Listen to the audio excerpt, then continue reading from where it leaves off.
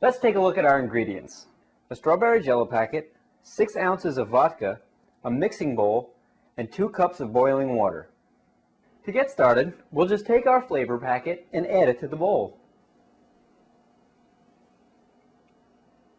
Now that we have the flavor packet in the bowl, we just take our boiling water now and add that to the mix. Now that the hot water is added to our mixture, we just go ahead and stir this for roughly 2 minutes or until we see that everything has dissolved inside of it. You'll notice that I'm using a metal whisk. This puts some more air into it, and that's good. If you don't happen to have a whisk, you can use a fork. Now, in place of the cold water as the normal recipe would call for, we would add the vodka in its place. Make sure it's nice and cold so you get the proper reaction.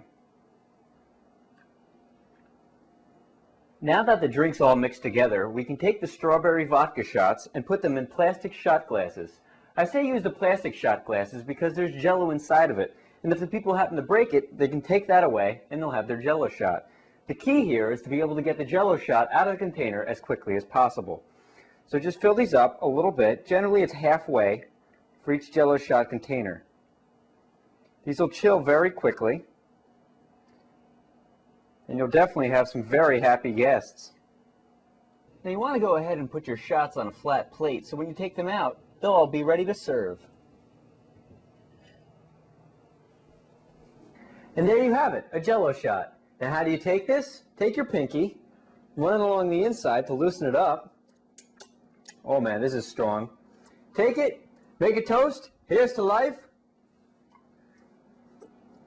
Woo! And that's how you do a Jello shot. Whew, that vodka's kicking.